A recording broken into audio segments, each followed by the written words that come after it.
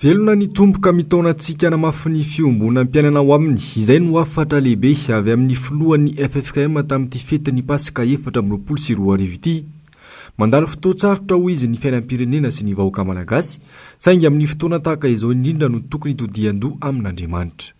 Fiomboana ny fiangonana kristianina eto Madagasikara, sambatra ny mpampiavana fa izy no tsoina hoe zanak'Andriamanitra matotoko 5:7, hafatra Pasika 2024. Ry kristianina havana, ry vahoaka malagasy rehetra, ho aminareo rehetra ny fahasoavana mba hampiadanana avy amin'Andriamanitra ray sy Jesosy Kristy Tompo ary ny fiombonana amin'ny fanahy masina. Miarahaba anareo rehetra mahatratra izao fotoan'ny Pasika 2024 izay atrehintsika izao. Efa nitsangana velona avy tamin'ny maty izy matotoko 7:27. Velona ny Tompo, mifalia sy miravoravo isika. Noresena ny fahafatesana kalevina, aiza ny fandresenao ry fahafatesana, aiza ny lefinao maranitra ry fahafatesana. Isaorana ny Andriamanitra izay manome antsika ny fandresena amin'ny alalan'i Jesosy Kristy. Korintianina 1:5-12, andiny 4:15b hatramin'ny 7:20. Velona ny Tompo, mitaona antsika indray hanamafy ny fiombonam-piainana aminy. Andraisantsika ny famonjena sy ny fahavelomana entina. Ho fiainantsika isan'andro no hoe niara nombona amin'ny Kristy teo amin'ny hazo fijaliana. Ary tsy izaho intsony velona, fa Kristy ny velona atao anatiko. Koa izay havelomako ankehitriny amin'ny fiaina mandalo izao, dia velomako amin'ny finoana ny aina ilay zanak'Andriamanitra, ilay efa tia sy nanolo tena hamonjy ahy. Galatianina 2:2, ny 7:20 hatramin'ny 20. Velona ny Tompo, raisoa hery sy fanantenana vaovao antsika izany, hiatrehana ny fiainana ankehitriny sy ny ho avy. Aoka tsy ravoravo tanana, fa Andriamanitra velona no topoitsika. Velona ny Tompo, meteza ho mpiara-miasa aminy, andeha hiazakazaka hanambarany vaovao mahafaly, izaraina vaovao ka handrava ireo saritsary-pahafatesana mbola hivelomany maro ankehitriny. Ho an'izay tia antsika ka namahantsika ho afaka amin'ny fahotana tamin'ny rano sady efa nanao antsika ho fanjakana, dia mpisorona ho an'Andriamanitra rainy. Ho azy anie ny voninahitra sy ny fanjakana mandrakizay. Amen. Apokalipsy 5:5-4.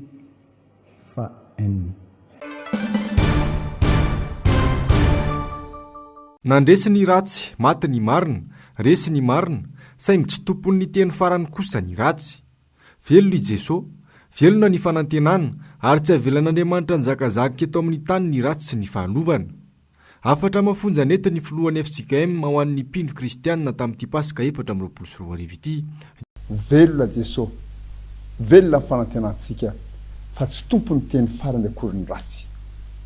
Itsy an-daniny ry havana, ny herinandro masina izay voavin'ny lalovantsika, dia herinandro namera-piratany fitiavan'Andriamanitra mahatalanjona, fitiavana vonin-kijaly ho antsika izany, isika izay tiany, fitiavana vonin-kiady mba tsy hamelantsika izay tiany ho faty, fa naleony izy no faty teo amin'ny toerantsika, fitiavana tsy natao maty, ary fitiavana nandresy ny fahafatesana, ka ahafahantsika miteny ankehitriny hoe velona Jesosy, velona amin'ny fanantenantsika, fa tsy tompony teny farany akory ny ratsy. Namirapiratra amin'ny fitiavan'izany, na dia nijanona ho zava-miafina tamin'ny akamaroan'ireo mpiara-belona tamin'i Jesosy Kristy aza. Namirapiratra amin'ny fitiavan'izany, na dia nolavo ny maro anisa aza. Namirapiratra izany, na dia tsy tahaka antsika olombelona aza. Eny, na ho an'ireo niara-ninona sy ny sotro tamin'i Jesosy Kristy aza. Ary mbola mamirapiratra izany, ka hananantsika toko hoe velona Jesosy, velona amin'ny fanantenantsika, fa tsy tompony teny farany akory ny ratsy. Isan-kilany kosa nefa ry havana malala, dia herinandro faran'izay mahamenatra ho antsika ho zanak'olombelona iny herinandro iny. Fa niariary teo ny halozany ny mpitondra fivavahana velom-pialonana, ka tsy namela raha tsy maty ny Jesosy. Baribary teo ny fahajamban'ny vahoaka ray dimarenina, vahoaka tsy misaina, ampirisihana madika raha marina, dia miantsoantso tsy mahalala menatra, hanombo ilay tsy nanao afa-tsy soa ho azy. ka ilay lehilahy namoky azy tamin'ny mofo 5 sy azan-drano 2. Ilay lehilahy nanasitrana amin'ny marary teo aminy. Ilay lehilahy nampianatra azy tamin'ny fampianarana nampiaiky volana. Ilay lehilahy nanangana hatramin'ny maty teo aminy azy. Io lehilahy io no nirotana izy rehetra ho vonoina. Indrisy vahoaka adala, mora rebirebeny, mora fanandalitra, vahoaka jamba, tsy mahalala izay hahafaty azy. Sory havana fa tsy nijanona teo ny tantara. Velona Jesosy, velona amin'ny fanantenantsika. Fa tsy tompony teny farany akory ny ratsy. Herinandro faran'izay mahamenatra. Tsy nanafina ny fahalovany fitsaram-pilato.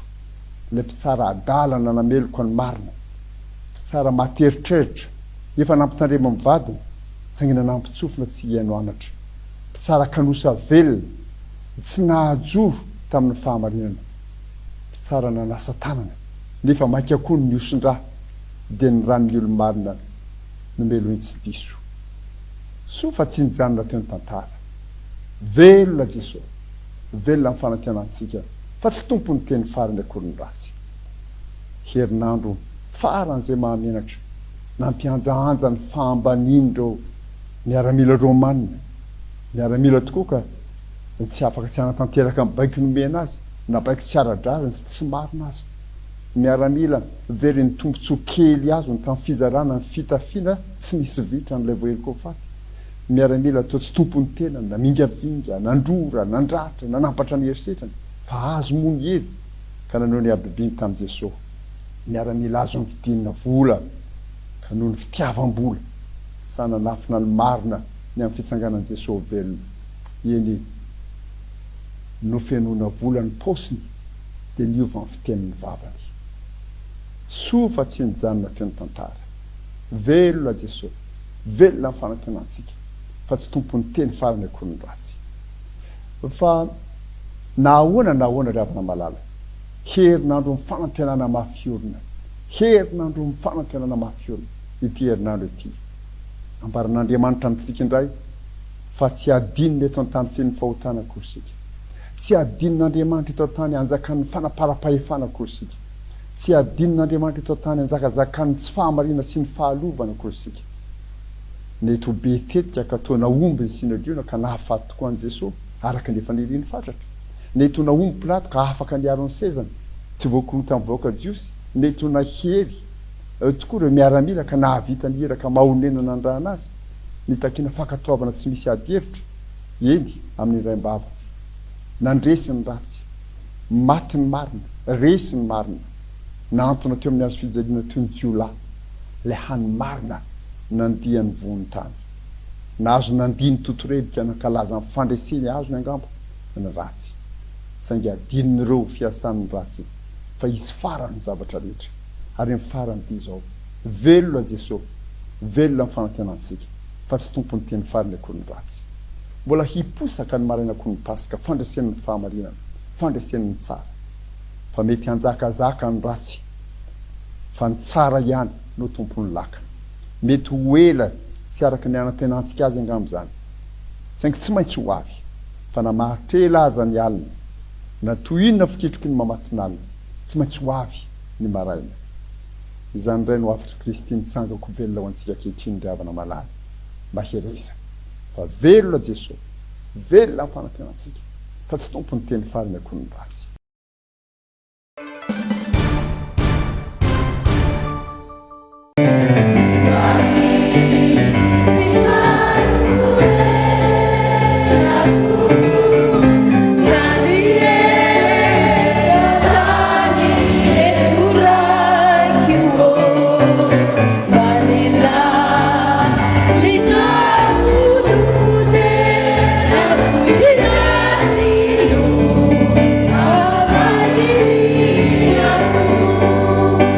Teto amin'ny FJKM Imerikasinina Fanasina no nankalazan'ny fetin'ny Pasika 424 ny filomarika ara-valomanana sy ny ankohonany. Fanorenam-pinoana ao amin'ny Jesosy Kristy ny vanim-potoanan'ny Pasika toy izao ka ametrahana fa velona ho an'i Kristy ary maty ho an'i Kristy ny kristianina iray. Ny fandraika tamin'izany ny tenin'Andriamanitra nakana ny afatra dia ny marika toko 9 andininy voalohany ka hatramin'ny andininy 10. mifono FTB miisa roa izany. Mata dia tsy mitahiry izay efa nolazaina ny mino an' Jesoa ary ataony mpandresy tahaka azy ihany koa. Rehefa mbarantsika ny tenin' Jesosy ny amino azy, ny amin'ny sitrapon'Andriamanitra dia mianatra mitahiry ny tenin'Andriamanitra, mianatra mitadidy inona moa zany fanamarana zany, inona daholo ny hevitra zany, inona ny hevitra zany amin'izao zavatra miseho zao, zao zavatra miseho ankehitriny iainantsika zao efa nolazaina zany. Tadiditsika ve, ao an-tsaintsika ve, ananantsika fahalalana. Fa ny olana dia zao ny tsy fahaizantsika mitahiry soratra masina zay enitsika amin'ny fiainantsika no mahatonga antsika hanao zavatra mbola tsy tokony ataontsika intsony, efa tsy tokony ataontsika intsony. Toy ireto vehivavy reto, raha nahatadidy izay nolazain'i Jesosy ireo hoe hitsangana amin'ny andro fahatelo Jesosy, tsy nanampiasana izy, tsy niasa saina izy hoe iza zao ny amin'ny vehivavy, tsy ireto vehivavy kely daholo, tsy nanana izy satria tsy tadidy, tsy ao an-tsaina, tsy manana fitadidy na tsy mitahiry. Efa marina Jesosy daholo zany, ny faminaniana rehetra efomeny atsy, tsy zava-miafina ho an'izay lelo azy, ho an'izay lelo azy. Tsy meny moa atao tsy hainy zany, fa ho an'izay lelo azy. Mila mitahiry ny soratra masina. Ny faharoa ny havana izay hitantsika eto amin'ity soratra masina ity, ny olona mino an' Jesosy dia ataony mpandresy tahaka azy. Ny olona mino an' Jesosy dia ataony mpandresy tahaka azy. Raha malaka rehetra zao fiainana traitsika zao ny tena ilaintsika ny herin' Jesosy mampandresantsika. Zao fiainana traitsika zao dia tena ilaintsika zany Jesosy ny andanintsika manatra fampandresena ho antsika zany, tsy ny amin'ny fatahorana ho faty ihany,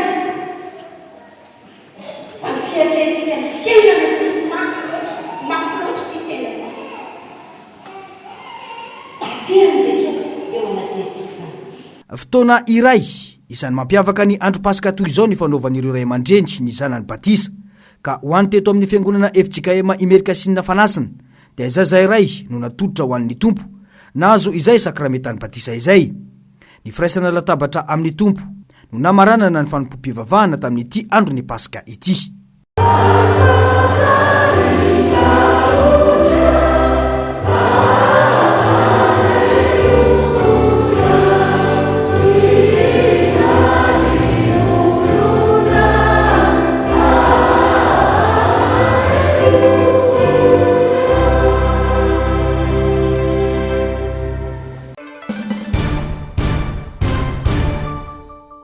Ny taona 470 no nisitraka rano tsotro madio farany ny mponina teto amin'ny fokontany Imerika Sinina. Efa nisy any izany teo aloha, saingy tapaka tanteraka ty aoriana raha ny fanazavana. Mandeha amina kilometatra maro vao mahazo rano ny mponina noho ny fahatapahan-drano. Nijery manokana ny fitaranan'ny mponina eto ny fianakaviana Markara Valomanana. Vokany, nahazo pompondrano Imerika Sinina ankehitriny. Natolotra tamin'ny pomba ofisialy omaly ireo fotodrafitrasa ireo. Ny fifaliana ny fiainantsika ary mahatsiaro famomba antsika mandrakariva Andriamanitra, tena mahatsiaro. Mahita isika fa tsy natao ankivy akory ny zavatra miseho na eto amin'ny fiarahamonina te tanindrazantsika, na eto amin'ny firenena, naiza naiza. Koa ny voalohan-teny dia misaotra an'Andriamanitra fa tratsy ty pasika 420 ity. Pasika izay nahazoantsika ny famonjena araka ny toro-teny izay nolazaina teo, ary pasika ihany koa izay atsirovantsika ilay lalam-panafahana izay nataon'ny zanak'Israely tarihany Mosesy, satria toy ny zanak'Israely tany anefitra niazo ny tany fampanantenana izay nataony. Io zany mila mino isika, mila mahatoky isika. Raha miresaka taminareo ateto tamin'ny herina, ava mafy isika fa raha sitrapon'andriamanitra dia isy rano mitonga eo. Tena nisany rano, tena nisany rano, ary rano tsy mety horitra mihitsy io. Satria Andriamanitra mahagaga, Andriamanitra tompony hery sy ny fahefana ny mombantsika, ka mila fitantanan'Andriamanitra mba ho tody amin'ny tany vaovao, fiainana vaovao. Aza-kivy mihitsy amin'ny fiainana hoe sarotro izy ity.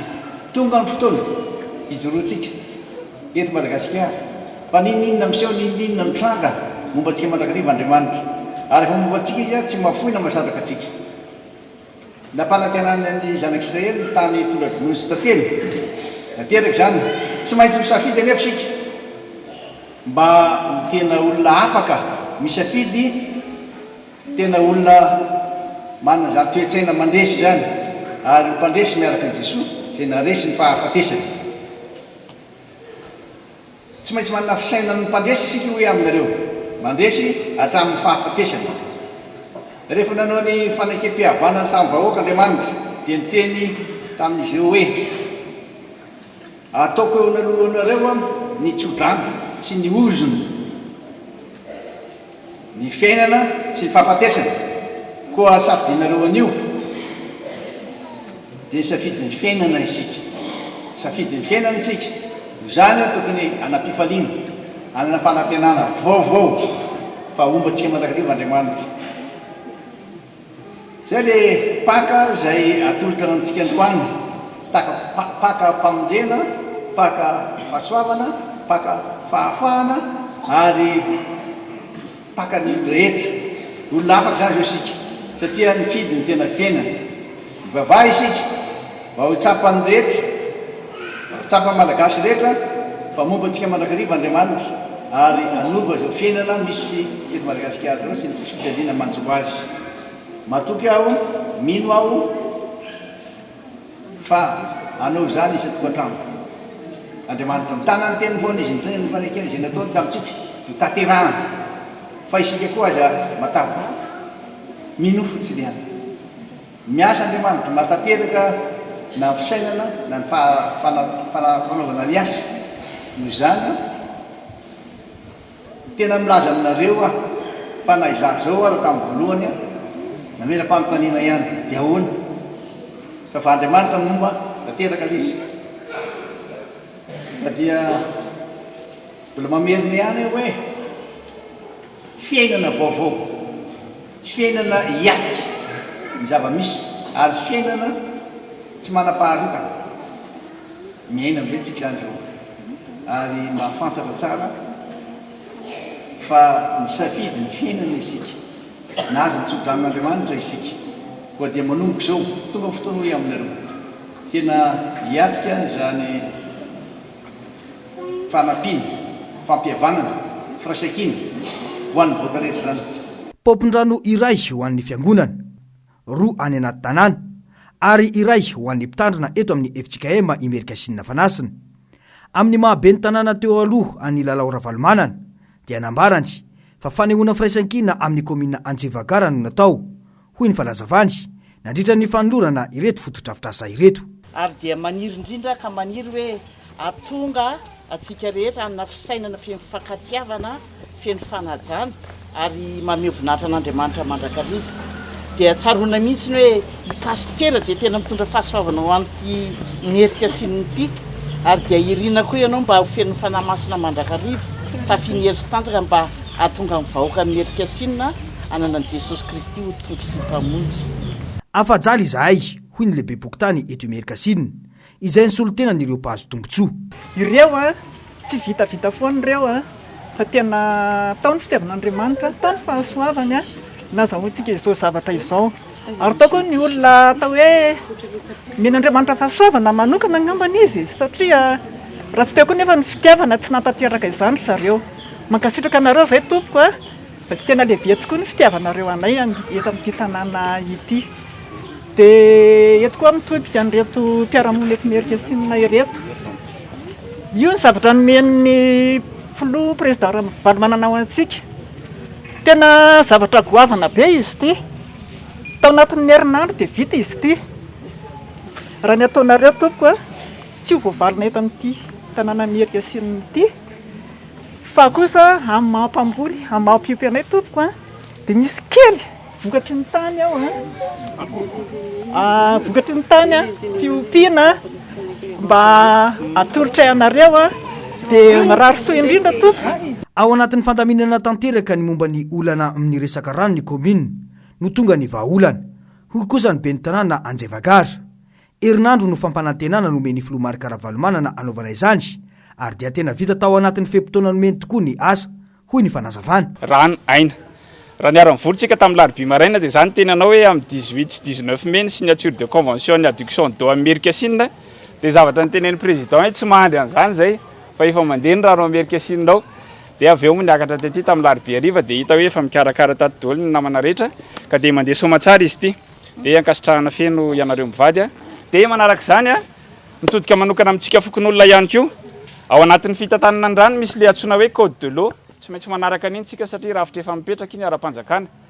Dia matoa zao vita dia misy an'ny président Ravalomanana mivady dia sanatria ohatran'le teo aloha simba indray dia iantso an'ny président indray tsika fa mba anjarantsika amin'izay zao mikolokolo sy mikojakojan'io manomboko izao ao anatin'le entretien. Isavetrandy ny fivoripokon'olona amin'ity herinandro avy ity ho fananganana ny voamera isana ireo foto-drafitra izay ireo. Zava-dehibe izao ka mila kojaina ho iatrany ny fanazavany ben'ny tanàna.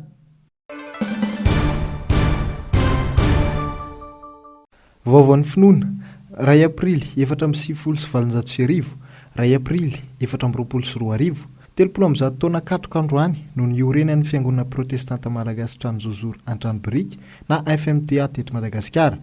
Izy ny fiangonana protestanta azokiny indrindra naoran'ny mpitandrana rajonary pastera malagasy voalohany nanorina ny fiangonana malagasy. Ankehitriny fitandremana manodidina ny 200 no misandrahaka manerana nosy. Mitaiza sy mampianatra ireo mpino ao aminy araka ny soatoavin'ny fiangonana dia ny hoe ny fahamarinana, ny fahamasinana, ny asa soa ary ny fitiavanamana. Nosokafana tamin'ny fanomezam-boninahitra an'Andriamanitra noho izany ity fankalazana ity izay natao tetsy amin'ny foiben'ny FMTA Ambatonakanga. Aorian'izay dia isy ihany koa ny fampionana ireo misiona amin'ireo fiangonan'ny FMTA manerana nosy. Fankalazana an'Andriamanitra satria Andriamanitra no natao izao ny fiangonana dia fiderana azy manokana ny natao androany natao eto amin'ny FMTA Foibe. Izay ny tena antony nanasana ireo mpiara-miasa rehetra ireo manam-pahefana manatrika izao fotoan-dehibe. Izany hoe amin'ny 1er aprily 2024 vao tapitra izao fotoam-pankalazana izao. Ny amin'ny akaiky indrindra zao dia ny manomboka amin'ny 6 aprily ka hatramin'ny 4 aprily izay ankalazan'ny misiona FMTA Ray Manontolo ny isany enim-bolana. Dia ao anatin'izay no erahana mankalaza amin'ireo fiangonana FMTA rehetra manerana ny Madagasikara izay ho atao eto amin'ny Foibe Ambatonakanga ihany. Afatra ao amin'ny mpino rehetra ny tokony hametrahana an'Andriamanitra ho mpitaridalana. Eo koa ny tokony hanana ny mpino rehetra ao anatin'ny fiangonana na eto an-toerana na ny ivelany ny toetra tia manao asa soa. Tanjona tokana dia ny fampiroboroboana ny filazantsara ihany ao anatin'izao fetin'ny Pasika izao dia tena tanjona manokana dia mba hampiray ny zanaky ny FMTA rehetra manerana ny nosy na hatrany Andilam-bato ary ampisehoana fa mifankatia ny FMTA ary manao izany hoe asa soa izany. Ahaizantsika rehetra mahatsiaro tena ho zanak'Andriamanitra ao anatin'izao ady sarotra izao hoe mila mahay mifankatia ary mila manao asa soa mba hiteraka ny fahamarinana ao anaty fahamasinana tanteraka. Tsy farana ny fankalazana raha tsy ny ray aprily 2024 ka isan'ireo marika ho apetraka mandritra ny fankalazana ny fananganana hevitoeram-piofanana etsy ambony Ampitatafika ho fampiroboroboana hatrany filazantsara sy ny asa-panompoana manerana ny fitandremana FMTA manerana ny nosy.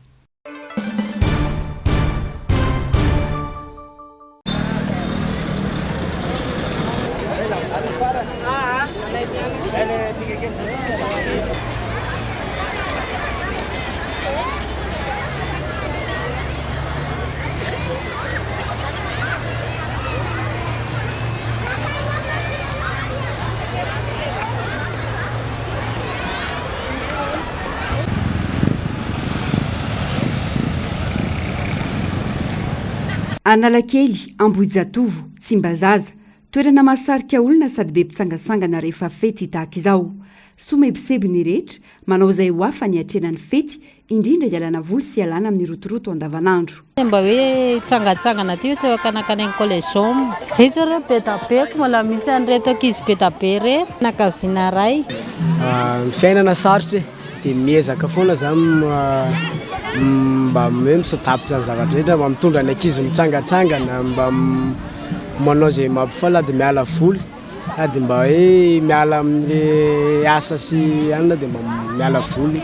Mba miaraka amin'ny ankizy kely dia mba faly miaraka amin'ny ankizy kely. Miovaova fa mba tamin'ity safidinay aty tsy mba zaza. Satria aty mba hoe miova taty fa mba misy biby maro karazana ka efa hoe miova fa tsotra ny talohantsony. Ho an'ny tete Tsimbazaza, filaram-be vao maraina hatramin'ny folakandro teo. Ijery biby ampalaroan'ny ankizy no tena antondriana ankamaroany olona ka ny lana vao mangiran-dratsy tany amin'ny toeram-ponenana. Efa nomanina fahiry ity indray mitoraka ity manoloana ny fasahirana na menjady amin'ny isan'ny tokantrano ankehitriny izay takatry ny vola ihany koa no ampiasaina. Tsy betsaka ny mety manana dia izay mahatonga ilay aty. Raha ny collegium izay betsaka dia tsy mety. Efa miomana meloa aloha fa le fisina aloha mitovy hoe tsisy fa miomana meloa dia manao zavatra ohatra hoe izay zavatra takatra any zany no atao fa tsy manao zavatra tsy takatra zany. Zay zao fa ny alarobia-ambolo dia niala tany zay tamin'ny 7 maraina dia amin'ile hoe be olona dia mila tonga aloha zany dia mamonjy plasy dia milalao tao miala voly. Efa nandrahoana maly zany ny sakafo dia maraina fotsiny mandeha maraina dia zay. Efa nomanina mialohan'ny fotoana hoe efa hoavy nilay didepaka dia efa nanomana. Somary sarotrarotra aloha tamin'ity taona ity fa nisy taona ny lamilama ihany fa tamin'ity fiainana somary nanahirahirana kely. Ny hena tsotra ny sady maivana ny lanjam-bola. Na eo aza ny fasahiranana samy naneo ny hafaliany ny rehetra ka ny antoka tao anatin'ny fety tsotra kanefa miavaka amin'ny andavanandro. Tsikaritra onangingina ny teto andrenivohitra tamin'ity alatsinan'ny Paska 2024 ity. Ankavitsiana ihany koa ireo fiara-pitatitra nanao ny asana andavanandro. Nalalaka ny lalana amin'ny ankapobeny. Ankoatra ny fitsangatsanganana, samy nanana ny fomba ny atrehan'ny fety ny tsirairay. Tao ohatra ireo nanohy ny fiainana andavanandro, tao ireo manararaotra mitady fitadiavam-bola hafa, tsy vitsy ihany koa ireo nanao fety amandanonana ivelany sy ao an-tokantrano, ary ireo mamonjy fampisehoana amin'ny toerana voatokana amin'izany sy izay mampalaza ny fety tahaka izao.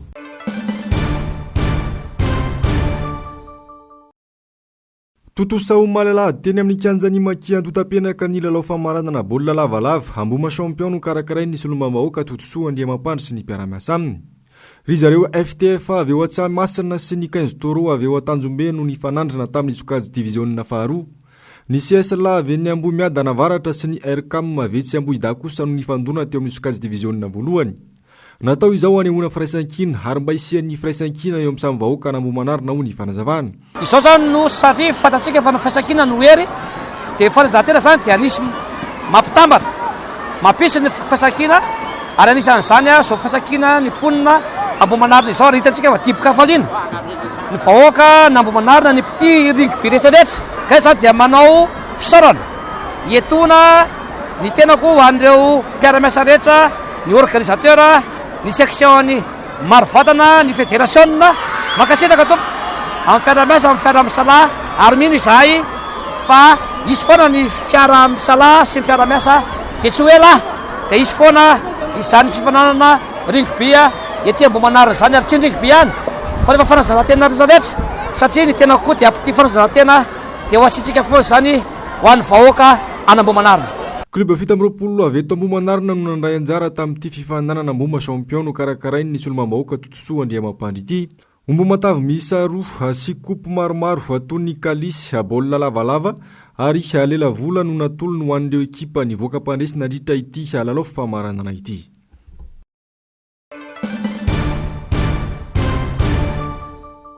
Jerepotsiny tsy misy mpividina kamaron'ireo hena eny amin'ny mpivarotra ho an'ny andron'ny Paska sy ny alatsinain'ny Paska, fotoana izay neverin'ireo mpivarotra fa mabe mpividy noho ireo andro ireo fety. Na ena ho 20 kilao no namidy omaly sy androany satria sahirana ireo mpivarotra vao malafo ireo hena. Isan-taona nefa rehefa vaninandro fety tahaka izao, 200 kilao no entina lafo. Tena lena zany le olona hita hoe tsy dia manam-bola mihitsy amin'izao dia lasa tsy mitovy an'isa-taona satria le fety totona atao anatin'le vao vita volana marsy zay mifazako anazy zany de ohatrany tena tanandany le olona de maivana be tsy mitovy anisa taona inay zao maly zay nanatena hoe ho tsara tsena de nahena le izy androany satria ohatrany hoe nandany tsy lano maly zao androany lafo zany am'izao eo amin'ny 100 kilô eo 100 taloha zay mahalafo any amin'ny 200 kilô mahery ao anatin'ny ray andro vidiny efa ahena rehefa le olona mihitsy tsy manam-bola efa tena ahena efa mihena tsy manenjana be tsony ary efa manena mihitsy hitazy tsapa ny fasarana na mianjady amin'ny isa-tokantrano ena fa efa ny tena tsy fainy mpividy amin'ny akapobeny efa nyzanana ampidiana ihany koa ny avidikena kanefa tena tazahan'ny mpandalo fotsiny ihany fefa ny 2 dimandratsy rivo arakaraka le eto manana zany sisa zao ny tena mariny zay tena be mpividiko tsy misy io zao ny na fitopolo kilô na metiko nefa mbola misy an'izao nefa tena marina tokony efa mba eo lany le izy da tsy kely tsy laniko zao nefa ny lera mandeha tena tsy mamely mety zokolany tena marina ny olona koa tsy manam-bola nefa netana fa mba hidikidina kely vidy ny olona mihitsy ny tsisy volany tena marina sahirana 90 fangaro totokena 100 000 raha misy miady varitra ary dia mena kely izy aloha fa hitanao avy ianao koa maika lafo ny volan'ny patro tsy mety ahodina tsapa fa tena sahirana ny isa-tokantrano ny malagasy tsy afa manoatra fa miaina amin'ny zavamisy fa izay kely eo ampelantanana ny zaraina ny ampitso tsy maintsy tsinjovina ka tsy mahagaga raha fa efa kilao sisa ntakatry ny sarabaibabahoaka mba hialana amin'ny loaka andavanandro maro tamin'ny malagasy no nanoho ny fiainany amin'ny andavanandro androany tsy afa manoatra izahay hoy ireo nanaovana fanadihadiana fa tsy maintsy mitady izay arapaka ho an'ny rahampitso ny vola raha teo tsy misy ka tsy afaka ny robaroba mpivarotra ny tena betsaka nanoho ny asany andavanandro ho an'ny androandroany ho an'ny teny ambodin'ny sotry toerana nanaovana ny fanadihadiana izao ny mpivarotra ny betsaka mihoatra ny mpividy na izany aza mbola maro ireo ny an-tsena tamin'ny androny androany ka natonga ireo mpivarotra ny varotra ihany ny vidiny entana kosa ny tena tsy laitra ny fiakarany raha ny fitarainana tsena zao mandeha manahoana vidiny entana fakarana entana ny entana zao lafo be sonitra be mihitsy fa mandeha izy zao tsy mitsangatsangana fa aloha mitady vola zay mandehandeha dimanjato sy 3 arivo zao dia 3 arivo ary ny sonjo ny sonjo zao 2 arivo ny filao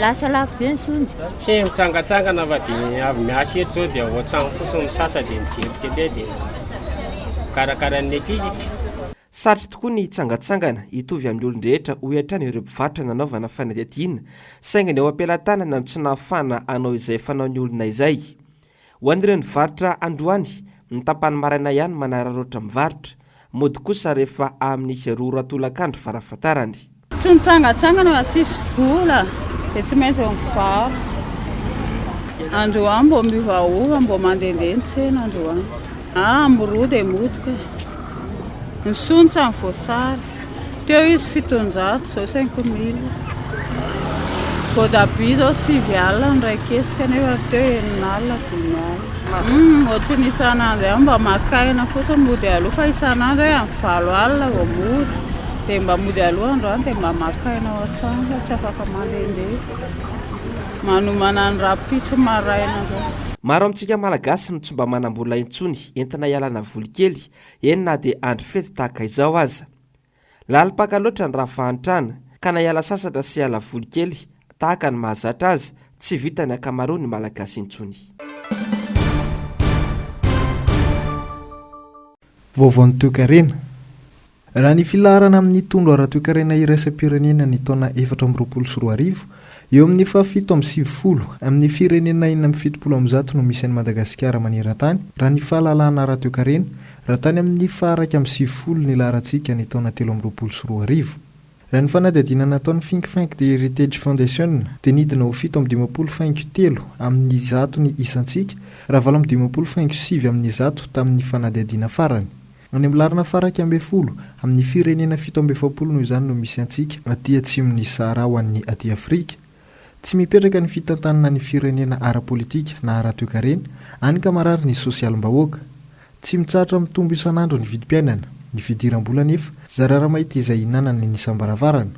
Raha ny politika mpanjakana ankapobeny anarenina ny firenena ara-toekarena dia tsy hita taratra ny finiavana na tsara ny firenena ao anatin'izany. Tsampy izany nandritra ny fiaonana tamin'ireo tompon'anakitra lehibe samihafa mpitantana eto amin'ny firenena hoy ny filohan'ny antenimiran'ny ray aman-dreny sy ny foko malagasy. Ny politika napetraky ny mpanjakana tsy mijery an'izay hoe ahoana ny fomba manana ny firenena ho afaka ao anatin'le fahantrana amin'ny ankapobeny. Zany hoe le stratégie teknika mihitsiny no tsy misy stratégie teknika compatible ao anatin'le processus de développement mondialisé satria tsika tsy maintsy mifehy ny fivoarana maneran-tany. Zao dia efa miazakazaka indray ny intelligence artificielle. Ahoana zany le fanomanana ny firenena hiatrika ny zavatra io. Satria aoriana kely eo tena tiantsika zany be de banque zany tsy hisy tsony aoriana ao manahoana ny fanomanana an'ity firenena ty hiatrika an'izany. Le capacité igérena firenena misy dia no ambany no le zavatra tantanana. Le zavatra tantanana ambony be aty, le mpitatana anazy aty ambany be aty ny voany ahoana no azahoana antoka fa ho tafavoaka amin'ny Madagasikara. Tsy possible mihitsy. Indra ny profil ny administration appliqué eto Madagasikara. Entina clarification des actions, ny rôle et action ny partie prenante ny tokony andraitarana ny zany fampivoarana firenena zany ala tsy inona ny andraikitra ny privé, inona ny andraikitra ny fanjakana, inona ny andraikitra iombonana. Tsy misy ninina mazava ngeto Madagasikara. Ny tsy fisian'ny vina lavitra mifanaraka amin'ny fivoarana maneran-tany dia hampinga iray tsy mampivelatra antsika malagasy. Matahotra avokoa noho izany ny firenena vahiny te hampiasa vola eto amintsika sy hitondra fampandrosoana satria tsy manana antoka izy ireo. Lasa fitadiavan'ny firenena-kafa tombotsoa manokana sisy Madagasikara noho ny tsy fahaiza mitantana. Ny olona miresaka développement, ianao miresaka fivoara, fampandrosoana. Ny olona miresaka développer un pays, ianao miresaka hoe fampandrosoana. Tsy zavatra tsy mifandray daholo zany zavatra zany. Mila zavatra scientifique zany fizerena firenena amin'izao fotoana zao ary tsika fa miaina ao anatin'ny temps moderne zao fa tsy anazo tsika mbola ry amin'ny resaka retard traditionnel foana ny fomba fitantanana efa lany andro no ampanjakana eto Madagasikara dia ahoana ny atafavoaka Madagasikara amin'izany. Ary zay mahatonga ireo firenena rehetra nivelan'ireo tsy te hiara-miasa amin'ny Madagasikara satria inona ny antony? Misy risque amin'ny fiaraha-miasa amin'ny Madagasikara satria tsy mazava ny politique générale de l'État, tsy mazava ny administration appliquée neto. Fa le falemen'ny Madagasikara no profiten'ny olona satria azahoany tombony izy. Ny fitondram-panjakana misy ny facteur de blocage ny développement économique eto Madagasikara. Satria zay te-hanao rehetrarehetra dia sakanana dododaholo. Maninona mola manao samy manao informel aloha fa aleo le olona hiasa daholo. Zay le izy. Ka tokony heritreritra amin'ny malagasy hoe ity tsy resaka olona fa resaka capacité intellectuelle ty. Tsy mahagaga raha mikorotana anatin'ny fitondram-panjakana noho izany satria sahirana amin'ny fitadiavam-baolana. Izao vao mikofokofoka manao fitsidihana hitadiavana tosika arabola etseroa kanefa tsy hainona toin'izy ireny. Mitombona ihany nambaran'ny banky iraisam-pirenena araka izany hoe afaka 70 taona isika vao hitovy amin'ny Rwanda raha mitoy izao fomba fiasan'ny fitondram-panjakana malagasy izao. Saika fenovoka ireo toeram-pitsangatsanganana natokana ho an'ny daholobe teto an-drenivohitra. Nahazo tombony-betsaka tamin'izany ny ankizy no famaroana ireo kilalao sy hetsika maro natokana ho azy ireo. Ankoatra ireo kilalao mahazatra toy ny manège, toboggan, fakana sary sy ny sisa, efa mahasarika olona maro ary be mpanao rehefa fety tahaka izao ilay antsoina hoe face painting na fandokoana tarehy hanome sary. Fomba iray ihany koa anehoany tanora ny talentany io sy ny sanganasany amin'ny fahaizana manao sary no sady fidiram-bola. Efa tia nanao sary hatramin'izay dia nanomboka mivelatra teto amin'ny firenentsika le face painting, surtout Antananarivo moa zany tiany ankizy dia nanao face painting sady mamampifaly ankizy. Raha olona fotrafotra manao azy zao dia mandanindany eo amin'ny 5 minutes eo fa raha efa manana efa zatra sy manana rapidité le ankizy dia mavita sary ao anatin'ny 1 minute à 2 minutes. Fahitana anazy tsy mitovy ny isa-taona aloha le izy hita hoe tsy hoe ny olona ny hoe vitsy par rapport amin'ny tamin'ny herintaona zao ny olona tsy dia manam-bola angambany, tsy haiko fa vitsivitsy ny tamin'ity taona ity par rapport amin'ny tamin'ny herintaona. Ho an'ity renim-pianakaviana ity mivarotra irony fitaovana vita amin'ny taratasy irony isaky ny fety tahaka izao. Mifanohitra tsy tony isan-taona ny tsena, porofo fa tsy manam-bola ny olona ka metraka mivantana amin'ny mpanao asa tanana.